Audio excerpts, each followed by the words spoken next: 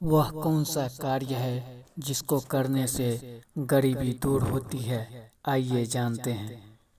बहुत पहले की बात है। गंगा किनारे बसे एक छोटे से गांव में माधव नाम का एक गरीब किसान रहता था।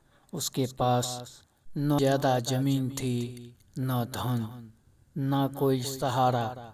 बस एक टूटी झोंपड़ी, एक बूढ़ी माँ और ईश्वर पर अटूट विश्वास।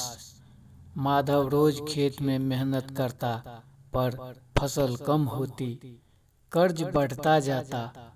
कई बार उसने सोचा, शायद भगवान मुझे पसंद नहीं करते, शायद गरीबी मेरी किस्मत में है। एक दिन गांव में एक साधु आए। उनके चेहरे पर अद्भुत शांति थी। माधव ने चरणों में गिरकर कहा, महाराज, ऐसा क्या करूं कि मेरी गरीबी दूर हो जाए?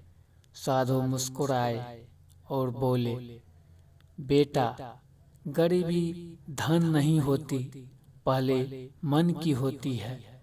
अगर मन बदल जाए तो जीवन बदल जाता है।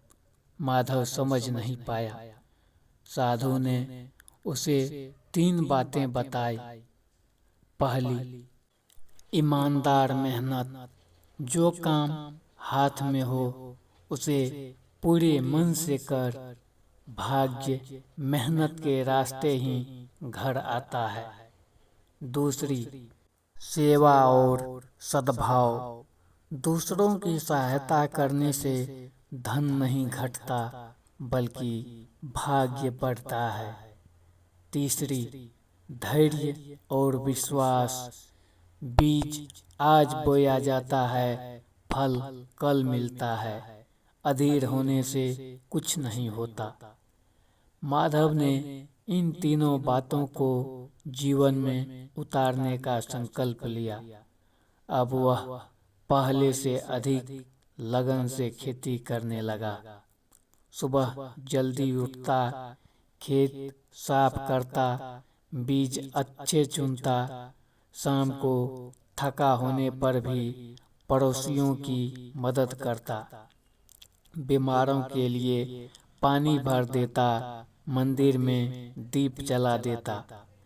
कुछ महीनों बाद वर्षा अच्छी हुई।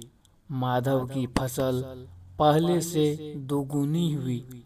उसने कर्ज चुकाया, माँ के लिए दवा खरीदी और झोपड़ी की छत ठीक करवाई।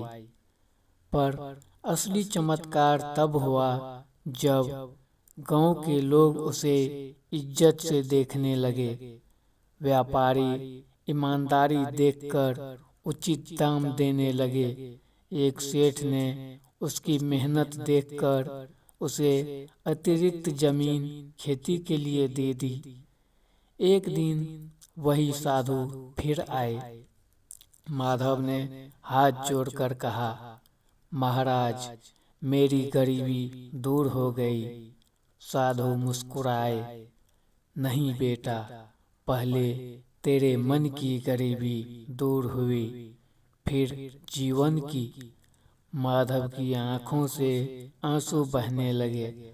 अब उसे समझ आ गया था कि गरीबी दूर होती है सच्ची मेहनत से, ईमानदारी से, सेवा और करुणा से, धैर्य और विश्वास से, और सबसे पहले सोच बदलने से। उस दिन से माधव गांव के बच्चों को यही सिखाने लगा, धन भाग्य से नहीं, कर्म से आता है, और सुख धन से नहीं, संतोष से आता है। इसीलिए दोस्तों, अगर आप भी मेहनत कीजिएगा तो आपके पास भी अपार धन की प्राप्ति होगी। इसीलिए मेहनत करिए।